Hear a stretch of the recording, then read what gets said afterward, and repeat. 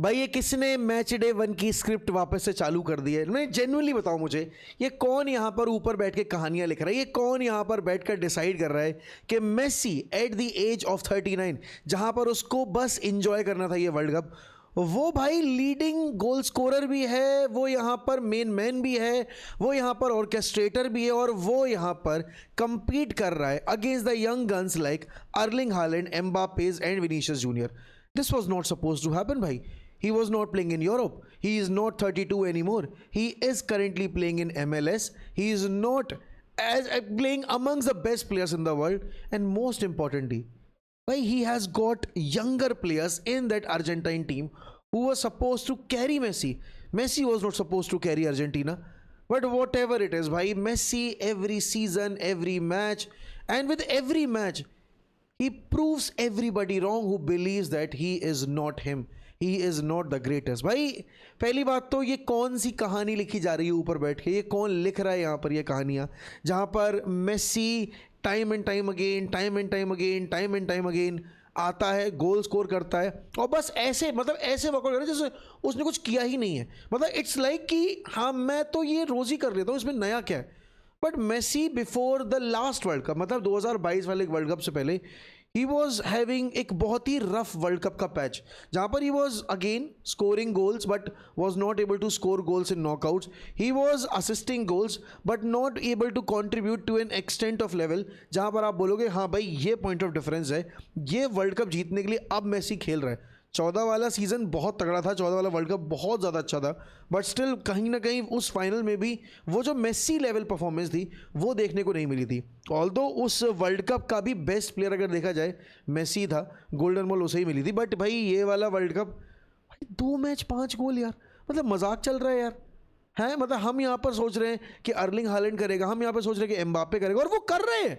ऐसा नहीं वो नहीं कर रहे भाई, मतलब उनके भी 2-2 मैचेस में 4-4 गोल हैं. बट ये 39 ईयर्स में आने के बावजूद ये बंदा यहाँ पर उनको आउटस्कोर कर रहा है. और इतना बड़ा रेज बेटर है भाई आदमी, इतना बड़ा रेज बेटर है आदमी. इस बंदे ने कल यहाँ पर रिकॉर्ड ब्रेक किया है मिरोस्लाव क्लोजे का, 16 गोल का. Currently he is at 18 goals. कल एम्बापे ने यहाँ पर बराबरी कर ली आपके मिरोस्लाव क्लोजे के गोल्स की. लेकिन भाई तुम ये देखो कि ये बंदा कल भी हैट्रिक मार सकता था, इसने नहीं मारी. इसने पेनल्टी मिस की, इसने कहा ना ना मुझे रिकॉर्ड ब्रेक ही नहीं करना है ऐसे, वरना फिर लोग बोलेंगे पेनल्टी के थ्रू कर दिया, फिर लोग बोलेंगे यहाँ पर कि रिवॉर्ड होगी पेनल्टी, इस चक्कर में ये रिकॉर्ड ब्रेक हो गया. नहीं, उसने कहा भाई मैं अपने एंड से जो मैं करता हूँ ना वो मैं करूँगा, मैं ओपन प्ले से गोल मार के record तोड़ूंगा. And he did that. And he eventually he almost scored the hat-trick in the last minute of the last kick of the game. वो फ्री किक जो मिली थी, ये आदमी पागल हो चुका है, ये आदमी दैत्य है भाई. मैं मजाक नहीं कर रहा. He is not a human, he is an alien. And as a Ronaldo fan, मेरी तो कल इतनी लुप हो रही थी कि भाई तीनों ने परफॉर्म कर दिया. मतलब इसने, मेसी ने भी कर दिया, एम्बापे ने भी कर दिया, फिर सुबह वाले गेम में आपके अर्लिंग हालैंड ने भी यहाँ पर सेनेगल को रौंद दिया, उसने ब्रेस मार दिया.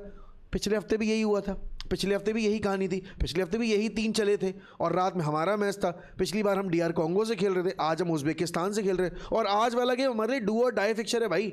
हम चाह के भी अगर सोच ले कि नहीं चलो ठीक है एवरेज परफॉर्मेंस चल जाए, नहीं चलेगी, नहीं चलेगी. वहाँ पे कोलंबिया उज़्बेकिस्तान को पेल के आ रही है. And I will not be surprise Colombia यहाँ पर DR कॉन्गो भी पेल दे, और हम पे यहाँ पर इतनी बड़ी टीम होने के बाद, इतना सारा टैलेंट होने के बाद, पर फिर भी हमसे यहाँ पर टीमें बीट नहीं हो रही. भाई आज चाहे जैसे जीतो, बट जीतो. सबसे इंपॉर्टेंट है कम से कम 2 गोल के मार्जिन से जीतना है, क्योंकि आखिरी गेम आपका कोलंबिया से है. बट भाई यहाँ पे ये स्टैट तो चलो एक तरफ है, भाई मैं इनको कैसे पढ़ूँ? ये इतने सारे, ये क्या बकचोदी है? ये कौन पढ़ेगा इनको? अबे मैं तो नहीं पढ़ रहा भाई. ये इतने सारे 3-4 लाइनें मैंने पढ़ी, उसके बाद मैंने गिव अप कर दिया. मैं कहा भाई छोड़ो यार, सब तो इसी के नाम पे. कितना रटूं मैं इस चीज़ को? मैं रील भी बनाऊंगा तो क्या बनाऊंगा, मतलब मैं क्या बात करूं उसके बारे में कि सारे अवार्ड तो इसने अपने नाम कर रखे हैं. मैं इस पर आखिरी तक आते थे मेरी सांस फूल जाएगी भाई. बट दिस गाय भाई, this guy is, if you think that he is not the greatest भाई, you have a problem. You have a problem because after witnessing what you have witnessed, what we have witnessed over the last 2 World Cups, and it's not just about the World Cups भाई. Again वही वाली बात आती है कि एक single trophy किसी भी प्लेयर का करियर डिफाइन नहीं करती. वही वाली चीज़ है यहाँ पर भाई. मतलब तुम्हें याद है 2017 वाला वो गोल जब इसने कट इन करके तुम्हारे कौन किसने डाली थी यहाँ पर वो बॉल, सर्जी रोबर्टो ने बॉल डाली थी। ऑल्दो उस साल वर्ल्ड आपकी मेसी ने और आपकी बार्सिलोना ने वो टाइटल नहीं जीता था बिकॉज आपके Madrid went on to win the La Liga and also यहाँ पर आपके चैंपियंस लीग का टाइटल। तो जिडान का वो वाला सीजन था जहाँ पर 3 कंप्लीट किया था। बट भाई अगर तुम देखोगे तो मेसी ने बिल्कुल आइडेंटिकल वैसा ही गोल मारा पहला वाला और दूसरा वाला। अबे ऐसा कैसे पॉसिबल है कि ये बंदा 90 मिनट खेल रहा है? पहले तो स्कलोनी, भाई सुनो इधर आओ तुम जरा, तुम कैसे यहाँ पर इस बंदे को 90+7 मिनट्स तक यूज़ कर रहे हो? तुम्हें अंदाजा है इस बंदे की एज क्या 39 का ही है भाई? है मतलब तुम इसको बिल्कुल नहीं छोड़े दे रहे हो। और तुम क्यों नहीं छोड़ रहे हो भाई? उसने गोल स्कोर कर दिया, अबे बाहर बैठाओ उसको यार, अगले गेम के लिए उसको कहो कि चलो ठीक है मुन्ना अब अगले गेम में आके परफॉर्म करना, अब इस गेम का तुम्हारा हो गया। लेकिन नहीं, 90+5 मिनट पे 90+3 मिनट पे भाई साहब दौड़े जा रहे हैं and eventually went on to score the goal. मजाक चल रहा है यहाँ पे? मतलब 3 प्लेयर 4, और ऐसा नहीं है कि ऑस्ट्रिया खराब खेली हो भाई, जेन्युइनली बता रहा हूँ ये स्कोर लाइन इतनी ज़्यादा बैफलिंग है, इतनी ज़्यादा मैं बोलूँगा मिसलीडिंग है, क्योंकि literally Argentina versus Austria was a top game. It was literally a top game. पहला हाफ यहाँ पर अर्जेंटीना ने ऊपर फिनिश किया, सेकेंड हाफ के शुरू में आते ही जो इनिशियल 15 मिनट थे ना उसमें all game play was about Austria का अटैक। वो तो ऑस्ट्रिया के पास मेसी ऐसा कोई होता तो वो भी यहाँ पर कल एक आधा गोल तो मार ही लेते। बट वही वाली बात है, he has always been the point of difference. जो बहुत फेमस लाइन है कमेंट्री में आपके पीटर ड्यूरी की 2022 का वर्ल्ड कप जब यहाँ पर दी जा रही थी ट्रॉफी यहाँ पर आपके मेसी को, तब यही बोला था उन्होंने, he has always been the point of difference ही। और कल उसके बाद अगर तुम यहाँ पर मेसी का तुम स्टेटमेंट सुनोगे तो मेसी की यहाँ पर बातें सुनोगे, वो कह रहा है भाई I am not here to compete, I am just here to enjoy. मैं थक चुका हूँ यहाँ पर ये इतने सारे रिकॉर्ड्स के बारे में बातें सुन के मैं थक चुका हूँ यहाँ पर कंपैरिजन से, मैं थक चुका हूँ यहाँ पर लोगों की एक्सपेक्टेशंस थे, लेकिन अभी भी मैं खेल रहा हूँ बिकॉज मैं इन्जॉय कर रहा हूँ इस गेम को। भाई ये बंदा अब कम्पीट करने के लिए नहीं खेल रहा है, और ये कभी नहीं खेला वैसे टू बी वेरी ऑनेस्ट। ये बंदा खेला है सिर्फ फुटबॉल इन्जॉय करने के लिए, और कल भी इसने फुटबॉल इन्जॉय किया है। पिछले मैच में इनको सब्स्टिट्यूट किया गया था, कल के मैच में भाई साहब को सब्स्टिट्यूट भी नहीं किया गया, भाई साहब ने आके पूरा मैच खेल दिया और आखिरी मिनट तक खेले हैं। बंदा ऑरा फार्म करना है ये वर्ल्ड कप, और कुछ करने नहीं आया। अब लोग बोलेंगे but he is used to these pitches, he is used to. अबे तो आ जाओ ना MLS में, खेल लो आके MLS में। तुम्हें पता था यहाँ पर कि अगला वर्ल्ड कप US में हो रहा है, तो आ जाओ यार, खेल लो आके, क्या बड़ी बात है, क्यों नहीं आए? तो अगर मेसी आ गया तो तुम भी आ जाते भाई, कोई भी आ जाता, कोई पॉइंट ही नहीं है भाई। देखो इस टाइम पे अगर तुम यहाँ पर अपने आप को दिलासा दे रहे हो अलग अलग चीज़ों को बोल के, अलग अलग चीज़ों के बारे में यहाँ पर बात करके, अलग अलग चीज़ों के थ्रू ये एडमिट ना करके कि नहीं भाई ही is not him, he is not greatness, तो भाई तुम अपने आप को बस सांत्वना देने की कोशिश करो, और कोई नहीं है चीज़। देखो मैं एक रोनाल्डो फ़ैन हूँ, ठीक है, और मैं रोनाल्डो को कभी नहीं छोड़ने वाला। मैं रोनाल्डो के बारे में यहाँ पर कभी ये नहीं बोलूँगा नहीं he is not my idol, he will always be my idol, he will always be my goat. बट बात वो है भाई कि हमारा गोट या मेरा गोट, ठीक है, मेरा गोट यहाँ पर वो नहीं कर पा रहा है जो मेसी कर रहा है, और इस पे एज फैक्टर भी नहीं आता है भाई। मेसी ने पिछले वर्ल्ड कप में जो किया था उसको इस वर्ल्ड कप में ऑलरेडी सरपास कर दिया 2 गेम्स के अंदर। और तुम ये देखो ना जिन बंदों के अगेंस्ट ये भाई साहब कंपीट कर रहे हैं, भाई अर्लिंग हालैंड मतलब went on to score brace. पिछले मैच में भाई साहब ने स्कोर किया था ब्रेस अगेंस्ट इराक। लोगों ने बोला अरे यार इराक ही तो थी। तुम्हें याद है पिछले मैच में सेनेगल ने क्या दे रखा था यहाँ पर फ्रांस के अगेंस्ट? भाई मैं बोलूँगा यहाँ पर first half it was all Senegal, लेकिन कल अगर तुम देखोगे भाई सेनेगल प्लेड वेल। सेनेगल ने यहाँ पर कल बहुत क्लोज गेम रखा एंड आखिरी में आते थे उन्होंने एक होप ज़रूर जगाई थी अपने लिए, बट वही वाली बात है, बस नॉर्वे थोड़ी बेटर थी यहाँ पर आपके कल सेनेगल से। एंड फिजिकलिटी वाइज यहाँ पर सेनेगल को बुली कर दिया भाई इन वाइकिंग्स के बकचोदों ने। And Erling Haaland been the focal point of this. और पता है एक जो चीज़ हमें समझ में चाहिए कि Erling Haaland if he would have played for a country like Argentina, for a country like Spain, Portugal, Germany, England, but this guy would have been a goal scoring machine in the World Cup as well. He's a goal scoring machine. He is not a normal player. Players like Mbappe, player like यहाँ पर Erling Haaland, these guys are not normal players.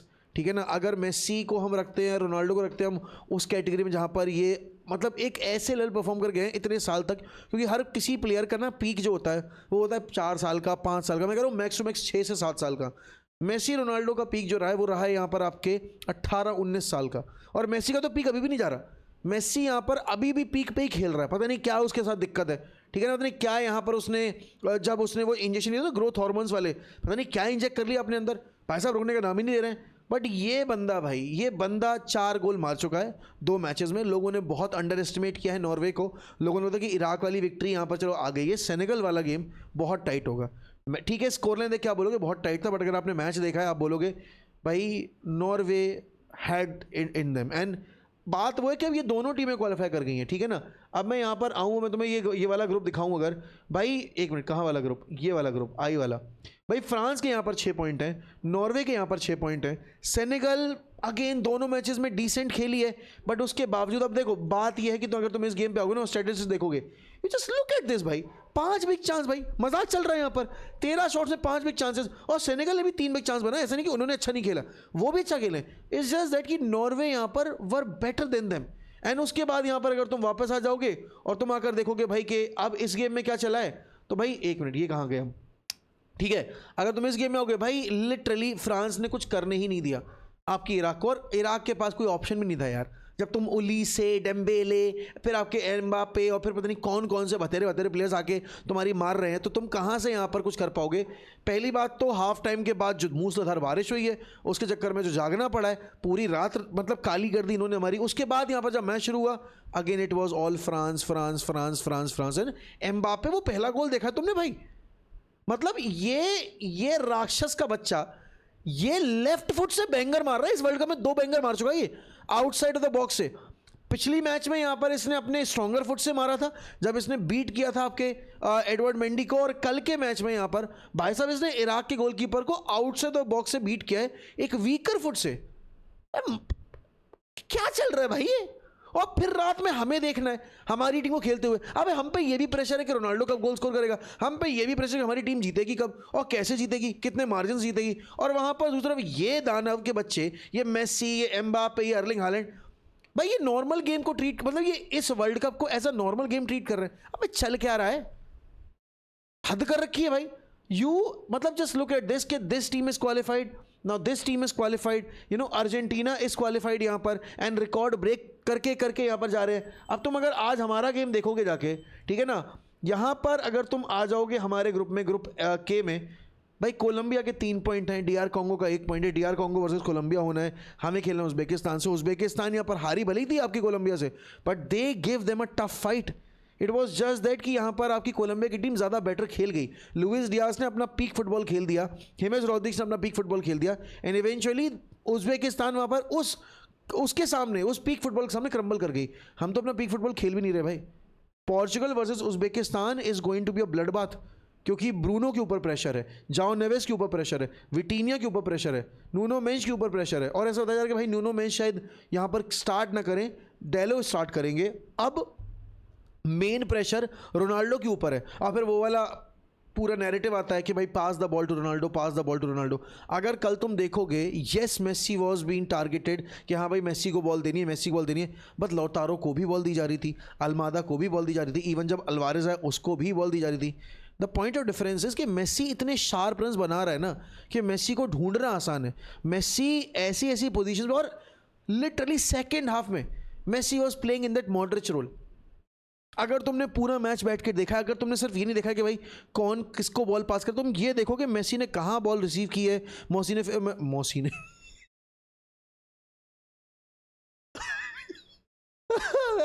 Lionel Messi ने यहाँ पर फिर कैसे runs बनाए हैं final third में, यहाँ पर कहाँ कहाँ वो रहा है। इवन जो पहला गोल आया है, Messi was there at the as of the box. दूसरे गोल पे बंदे ने हाफ लाइन से बॉल रिसीव की है, बंदा 3 प्लेयर्स को कटा के गया है, उसके बाद शॉट लिया है, बॉल रिबाउंड पे आई है, और फिर जाके उसने वो शॉट कंप्लीट करके गोल स्कोर किया। अबे he is not being normal भाई, ही इज जेन्युइनली यहाँ पर playing like the prime Messi of 2011, 12, 13 या 19 वाला मेसी वर्जन जो था वो वैसा खेल रहा है। He is obsessed and he is still saying कि ना भाई मैं तो भाई थक चुका हूँ, देखो मैं ये नहीं कर पाऊंगा, बट भाई बड़े भैया हम हाथ जोड़ रहे हैं। पोर्चुगल में ब्रूनो फर्नांडिस, मैं किसी और का नाम नहीं लूंगा भाई, ब्रूनो फर्नांडिस मैं हाथ जोड़ रहा हूँ, प्लीज़ प्लीज़ आज लाज रख लेना भाई, बहुत प्रेशर है मैच जीतने का, बहुत प्रेशर है यहाँ पर टॉप फुटबॉल खेलने का, बहुत प्रेशर है यहाँ पर क्वालिफाई करने का। टॉपर्स के तौर पे नहीं भी जा रहे हो कोई भी दिक्कत नहीं है, इस मैच को जीतकर कम से कम सेकंड पोजीशन तो सीमेंट करो भाई। डर लग रहा है कि कहीं ग्रुप स्टेज से बाहर ना हो जाए जेन्युइनली।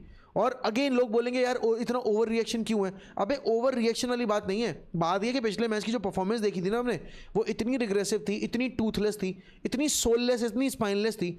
और इसमें हर किसी ने प्लेयर्स को टारगेट कर लिया, हर किसी ने यहाँ पर आपके रोनाल्डो को टारगेट कर लिया, बट कोई उस गंजे को नहीं पकड़ रहा। अबे उस गंजे की टपली बजाओ, उस गंजे के सर पे कम से कम 10-12 थपेड़े मारो, उसको जगाओ नींद से कि साले दल्ले ये आखिरी मौका है तेरा इस गोल्डन जनरेशन से कुछ अचीव करने का। बिकॉज अगले यहाँ पर वर्ल्ड कप में इसमें से बहुत सारे लोग नहीं होंगे, स्पेशली रोनाल्डो नहीं होगा, तो तू क्या करने की कोशिश कर रहा है? बट अगेन वो वाली चलो वर्ल्ड कप की कॉन्वर्जेशंस अपनी तरफ रखी जाएं, वर्ल्ड कप की बातें अपनी तरफ रखी जाएं। भाई कल एक बहुत तगड़ी बहुत बड़ी न्यूज़ आई है और वो न्यूज़ है रिगार्डिंग जूलियन अल्वारेज। अब कल जब हम वॉच अलोंग कर रहे थे तब ऐसा बोल रहे थे सारे लोग कि भाई अल्वारेज को आज बड़ा ड्रॉप करने वाला है, अल्वारेज यहाँ पर आज कुछ अपने करियर को लेकर, अपने फ्यूचर को लेकर एक स्टेटमेंट देने वाला है। और मुझे लगता है यार बीच वर्ल्ड कप में क्यों ही करेगा यार, बीच वर्ल्ड कप में कौन ही करता है? ओलीसे नहीं कर रहा, कोई नहीं कर रहा यहाँ पर, ठीक है ना।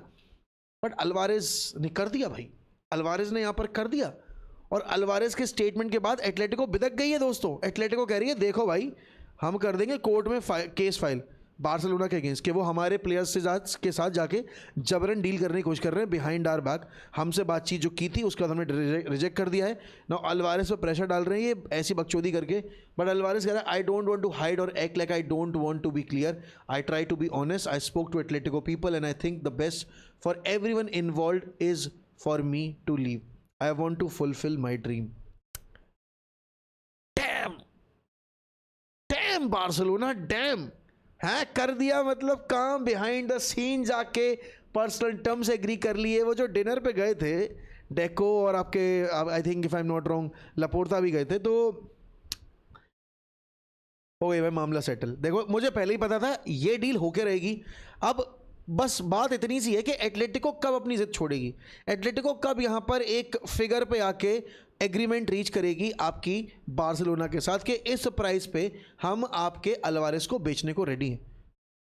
वही बस एक दिक्कत है यहाँ पर, वरना बाकी सारी चीज़ें सॉर्टेड है, बाकी सारी चीज़ें डन एंड डस्टेड है। अब जो मैड्रिड ने हरकत की थी, मैड्रिड ने यहाँ पर जो 150 मिलियन की बिड रेज की थी, उसके बाद यहाँ पर थोड़ी सी एक वो थी कि यार अब बार्सिलोना को भी उसी फिगर को टच करना पड़ेगा। एंड आई स्टिल बिलीव अगर एटलेटिको 500 मिलियन का जो रिलीज क्लॉज है अगर उसको बार बार एम्फसाइज करके डिमांड कर रही है तो कहीं ना कहीं यहाँ पर वो 150 मिलियन से नीचे तो नहीं ही बेचेंगे यार, कोई पॉइंट ही नहीं बनता। अगर वो देख रहे हैं कि भाई मैड्रिड यहाँ पर ओलीसे के लिए 220 दे रही है और ओलीसे यहाँ पर अगेन अगर बायर्न का केस देखें वो सेम स्टांस रखते हैं, तो बारसा को भी एक similar figure, not may be यहाँ पर 200 मिलियन बट तकरीबन 150 मिलियन का फिगर तो पे करना ही पड़ेगा, which is again a crazy amount of money for Barcelona to pay. Because पिछले इतने सारे सालों में, मतलब वो डेम्बेले वेम्बेले वाली डील के बाद हमने यहाँ पर बारसा को इतना बड़ा मोन्यूमेंटल फिगर कभी पे करते नहीं देखा।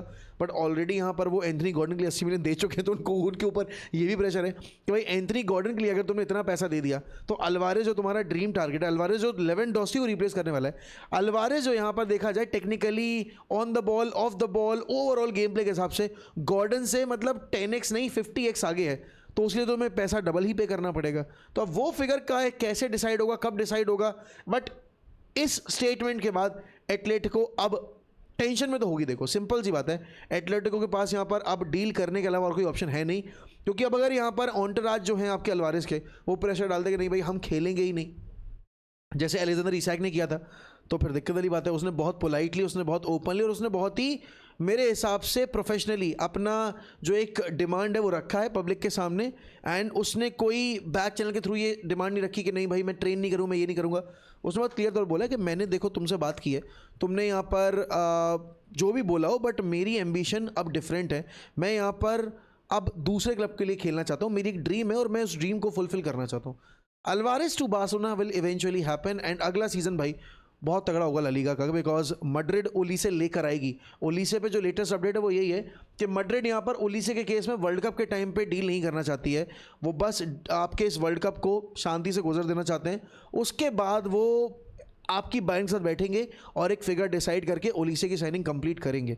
ओलिसे भी आ रहा है, फिर आपके यहाँ पर एंजो वगैरह की डील की साइनिंग की भी यहाँ पर बात चल रही है। स्लॉटरबैक यहाँ पर अनफॉर्चुनेटली वर्ल्ड कप से बाहर हो गए हैं, तो अब इस वर्ल्ड कप सिनेरियो से कितना इन्फ्लुएंस होगा स्लॉटरबैक टू रियल मैड्रिड का जो पूरा आप बोलोगे जो पूरा ट्रांसफर सागा है वो देखना होगा। बट इवेंचुअली भाई अगला La Liga season is going to be एक बहुत ही nail biting season, is going to be बहुत ही top stuff. But let's see how it goes भाई। यूनाइटेड का जो स्टेडियम वाला पूरा अपडेट है ना, आई थिंक उस पर हम लाइव बैठ के डिस्कस करेंगे तो ज़्यादा बेटर रहेगा, बिकॉज उसके बारे में हमें ट्रांसफर्स के रिगार्डिंग भी बात करनी है, हमें यहाँ पर आपके स्टेडियम डेवलपमेंट प्लान के बारे में बात करनी है। बस मैं एक लाइन बोलूँगा उन सब चीज़ों के रिगार्डिंग, जितने लोग मेरी तरह यहाँ पर ओल्ड ट्रैफर्ड नहीं गए भाई चले जाओ, जेन्युइनली चले जाओ, बिकॉज मौका नहीं मिलेगा। मैं भी प्लान कर रहा हूँ इस बार इस सीज़न के एंड तक आते आते एक बार ओल्ड ट्रैफर्ड की विजिट ज़रूर कर लूँ और यूनाइटेड को इन एक्शन खेलते देख लूँ, because I want to have that memory for the life time कि भाई मैं गया था, मैंने यूनाइटेड को ओल्ड ट्रैफर्ड पे खेलते देखा। फिर उसके बाद जब ये मूव करेंगे नए स्टेडियम के लिए तब कहानी बदल जाएगी, तब ओल्ड ट्रैफर्ड के साथ ये क्या करने वाले हैं, अभी तक इन्होंने यहाँ पर अपनी इंटेंशंस जो है हमारे सामने रखी नहीं है। क्या ये विमेंस टीम को देंगे वो स्टेडियम, क्या ये यहाँ पर अकेडमी को रखेंगे, क्या ये उसको डिमोलिश ही कर देंगे? लेकिन डिमोलिश करना I don't think will be the right decision, क्योंकि भाई इतना हिस्टोरिक स्टेडियम है ये, इतना कुछ होकर गुजरा है ये स्टेडियम कि आप इसको डिमोलिश तो नहीं कर सकते। आपको इसको एक हेरिटेज की तरह ट्रीट करना पड़ेगा एंड आपको इसको एक म्यूजियम की तरह ट्रीट करना पड़ेगा।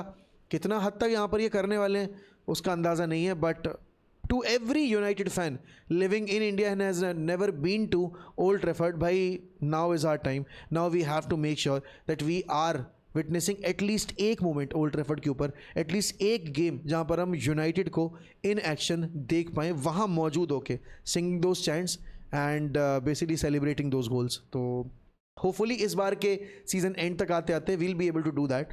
बट दोस्तों अगर आप लोग इस वर्ल्ड कप के ख़त्म होने तक हमारे चैनल को एक अच्छे फिगर तक पहुंचा देंगे भाई, लिटरली हमारे चैनल के लिए बहुत बड़ा अचीवमेंट होगा। So please like the video, please subscribe to the channel and most importantly suggest हमारी वीडियोज़ हमारे चैनल को अपने फेलो फुटबॉल फैंस के लिए। भाई देखो, लोगों के मन में बहुत गलत परसेप्शन है हमको लेकर, उस चीज़ को बदलना आप लोगों की जिम्मेदारी है। But for whatever reasons they think about us like that, भाई you need to change that, because I have been doing the same thing and I have been very transparent and very straightforward with my opinions. Thank you so much for all the people who have been part of this journey. बाकी इसी के साथ मैं आपसे लूँगा अलविदा।